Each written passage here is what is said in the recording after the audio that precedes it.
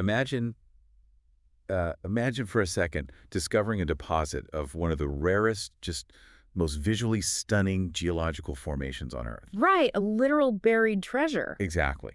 You have exclusive access to this incredible treasure. But now imagine that instead of mining it or, monetizing it or even just putting it in a museum somewhere to cement your legacy, you make a completely different choice. A really baffling choice, Yeah, honestly. you actively bury it. You seal the entrance, you destroy all the maps, and you intentionally let the brutal, dense jungle just swallow the entire site whole. Just let it vanish. Just vanish. Yeah. And that is exactly what happened in Colombia in 1980. So, welcome to this deep dive. Today, we are exploring a single, absolutely fascinating source that you sent us. It's excerpts from a text called The Golden Crown, The Mystery and Power of Mango Quartz. And we are really going to have to look at this from a few different angles today because, on one level, the earth science and the geology here are incredibly compelling. Oh, for sure. But this isn't just a geology lesson. It's a very human story. It's about extreme obsession, secrecy, and really the psychology of control. So we're exploring the gripping history, the physical makeup, and the profound metaphysical properties of one of the world's most mysterious crystals. Okay, let's unpack this because to truly understand the allure of Mango Quartz, you have to wrap your head around the extreme and almost unbelievable lengths someone went to just to keep it a secret. Yeah, the lengths are pretty shocking. Right. So our source introduces us to this man named Victor Carranza. And this guy wasn't just some casual rockhound stumbling around the Colombian jungle with a pickaxe. No, not at all. He was known globally as the Emerald Czar, which sounds like a movie villain, honestly. It really does. And we really need to contextualize what that title actually means in 1980s Colombia. Because Czar isn't just a fun nickname for a successful jeweler. Right. Carranza was an extraordinarily powerful, highly wealthy businessman. He already controlled numerous emerald mines all throughout the country. He was basically running the show. Exactly. He operated at the absolute apex of the gemstone industry. He was a man who was very accustomed to pulling vast fortunes out of the earth and fiercely guarding his territory. Okay, so picture a man of that stature, right? Someone whose entire empire is built on extracting and selling precious green gems. He makes a discovery of this incredibly rare Mango Quartz in what was known as the Cabiche Mine. And his immediate reaction just defies everything we expect from a guy like that. It makes no sense. He doesn't start mining it to add to his massive wealth. He makes a shocking decision to completely seal the mine entrance. Just locks it away. He locks it up so tightly that no one else in the world would even know where to look. The text tells us the location was completely forgotten. It was just slowly lost to the overgrowth of the jungle. What's fascinating here is the psychology of hoarding knowledge and, absolute control. When you are a czar of an industry, your power doesn't just come from what you possess. No. No, it comes from what you can withhold.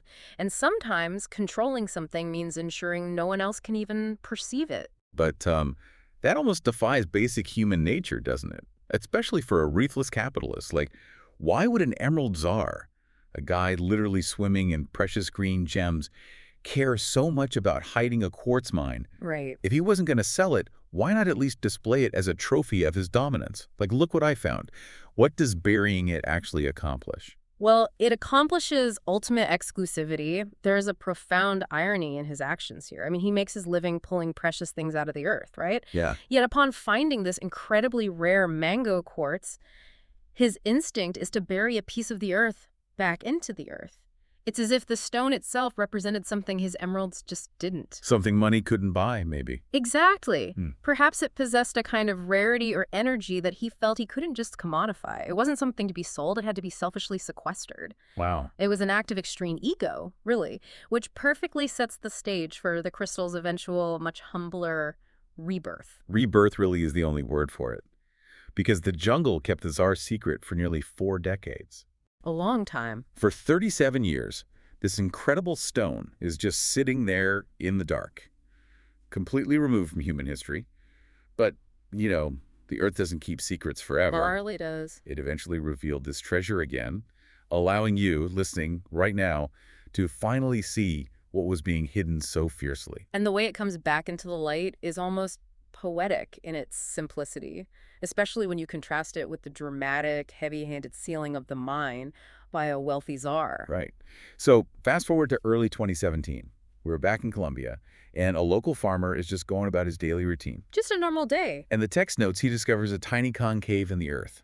That's it. Just a small, unassuming depression in the ground. No giant vault doors. Exactly. No ancient maps with a red X. Just a tiny concave in the dirt. And that subtle little clue. That was a lost Mango Quartz mine of Colombia. The Cabiche Mine was finally found. From the secretive hands of an Emerald Czar to the casual observation of a local farmer, it's a remarkable shift in custody, really. It really is. And when that farmer finally unearths what was hidden down there, we have to look closely at the physical reality of the stone itself. The source material tells us that Mango Quartz is believed to be silicon dioxide with Halloysite inclusions. Okay, wait. Here's where it gets really interesting, because I struggle a bit with the narrative jump here. How so?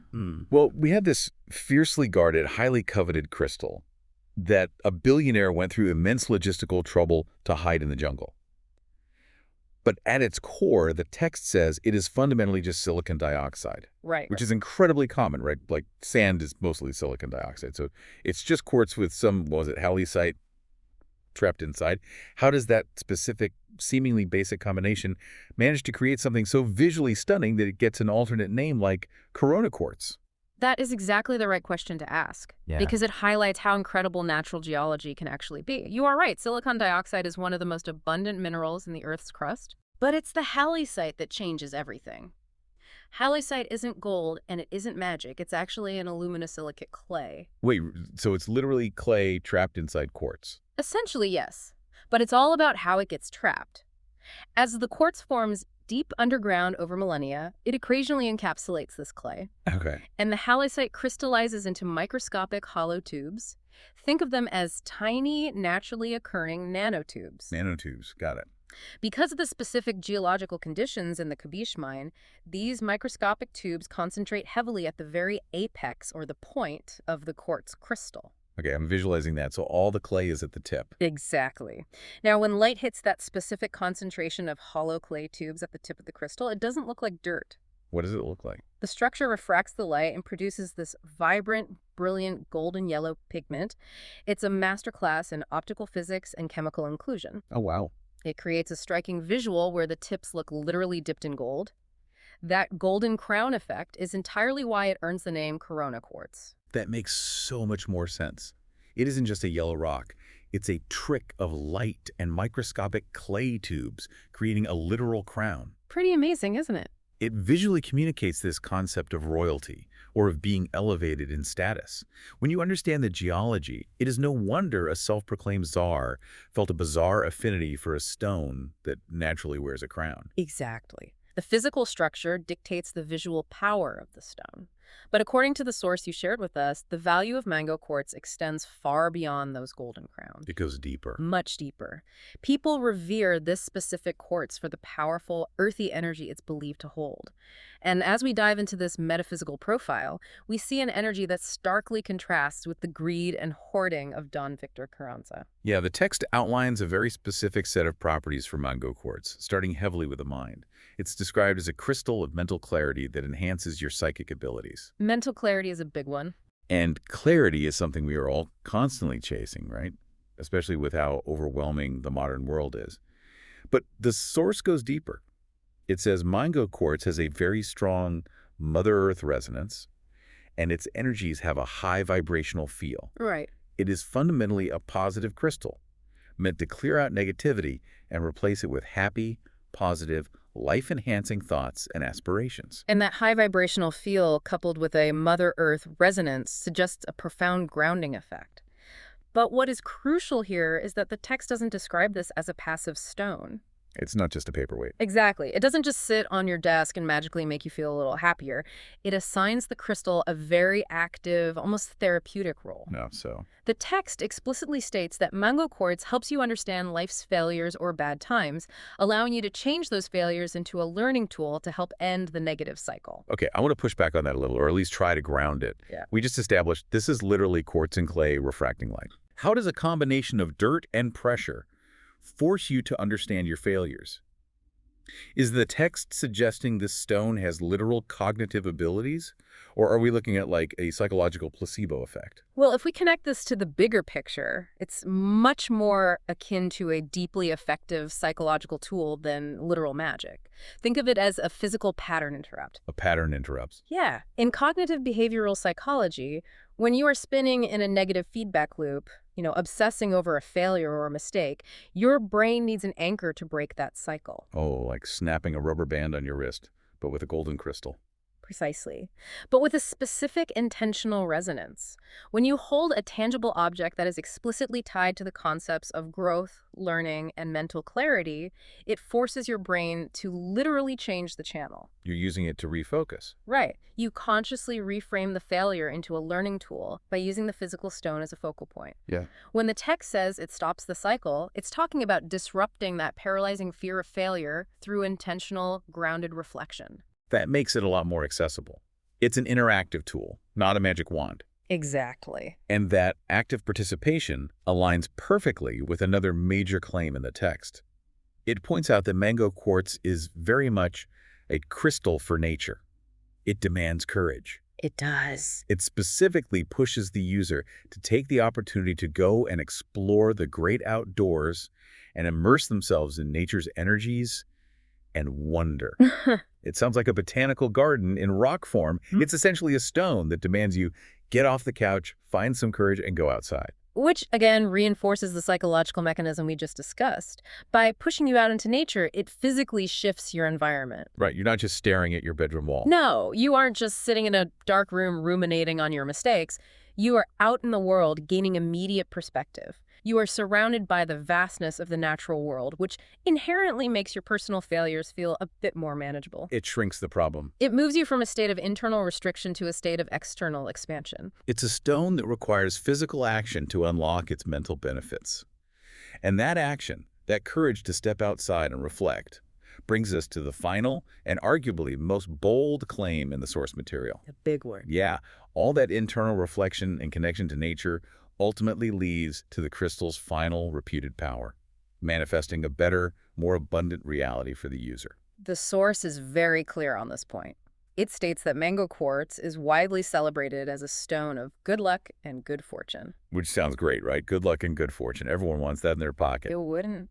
The text says it can be used to promote abundance, creativity, adventure, prosperity, and generosity. But then, right after listing all those incredible, almost lottery-winning benefits, the text drops a line that completely recontextualizes everything. It really shifts the tone. It says, and I quote, "Mango Quartz may help you to become responsible for your own happiness." That single sentence is the pivot point of the entire metaphysical profile. It redefines what the text means by luck. So what does this all mean for you, the listener? Is the crystal actually giving you good luck and prosperity magically out of thin air? Or is it just forcing you to take responsibility for your own happiness so you end up doing the hard work and actually creating your own luck? It's a brilliant paradox, and it perfectly synthesizes the seemingly contrasting ideas in the text. Look at the specific traits the stone is said to promote. Creativity, adventure, generosity. Exactly. These aren't passive states of being. No, they require immense effort. You have to actually go out and do things. Right. If you actively become a more creative person, if you are courageous enough to seek out new adventures, and if you operate in your daily life with genuine generosity toward others, you are naturally going to encounter more opportunities. You're expanding your surface area for luck. You are. You are going to build a wider, stronger network of relationships. You are going to expose yourself to the very situations where luck tends to strike. So you essentially become a magnet for good things, not because the stone altered the fabric of reality, but because the stone altered you. Precisely. Those traits, adventure, creativity, generosity, are the exact behavioral prerequisites required to actively build what society calls a lucky or prosperous life. It's reframing the whole concept of luck. The stone doesn't just hand you a bag of money or an unexpectedly easy life. By helping you clear negative mental cycles, by acting as that pattern interrupt, and by forcing you to take responsibility for your own happiness, it equips you with the mindset needed to recognize and seize abundance when it appears. That's powerful. Luck, in the context of Mango Quartz, is simply the byproduct of taking extreme responsibility. You aren't just sitting around waiting for the universe to deliver happiness to your doorstep. You are actively out in the world forging it. Which is hard work. It is, which makes so much sense when you think back to it being a stone that demands courage. It takes a massive amount of courage to truly be responsible for your own happiness. It's terrifying for a lot of people. Oh, absolutely. Yeah. It is infinitely easier to blame bad luck or a toxic boss or a negative cycle than to step up, break the loop, and change it yourself. And that ties beautifully back into its physical reality. This is a stone born from deep within the earth, subjected to immense pressure and heat, pulled from a tiny concave in the dense Colombian jungle, and carrying the heavy weight of a complex, secretive history. It's been through a lot. It demands effort from the earth to create it demanded effort from the farmer to find it, and it demands effort from the user to unlock it. It really is an incredible full-circle journey when you step back and look at everything we've unpacked today from this single fascinating source. You start with a local Colombian farmer in 2017 noticing a tiny, unassuming depression in the dirt. Just a little concave. And that simple, quiet act of observation unlocked the Emerald Czar's fiercely hidden treasure from nearly 4 decades prior. We travel from the extreme wealth, paranoia, and secrecy of 1980s Colombia to the brilliant reality of natural geology. We learned how a common mineral like silicon dioxide, when combined with microscopic nanotubes of Halloysite clay under perfect conditions, manipulates light to create a literal golden crown, Giving us the breathtaking Corona Quartz. Ex- And from that physical, geological reality, we entered a metaphysical space where this crowned crystal pushes us entirely out of our comfort zones. It demands action. It demands we go out into nature to gain perspective. It acts as a tangible psychological tool to reframe our failures into lessons.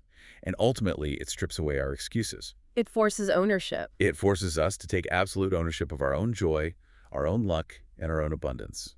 So we want to thank you, the listener, for bringing us along on this deep dive and for providing such an incredibly rich source to explore. It was a fantastic journey. It is exactly the kind of material that forces you to look at the natural world and your own mind just a little bit differently. It absolutely does. It challenges our basic assumptions about inherent value, about the destructive nature of secrets, and about the very real power of the natural world to influence our internal mindset.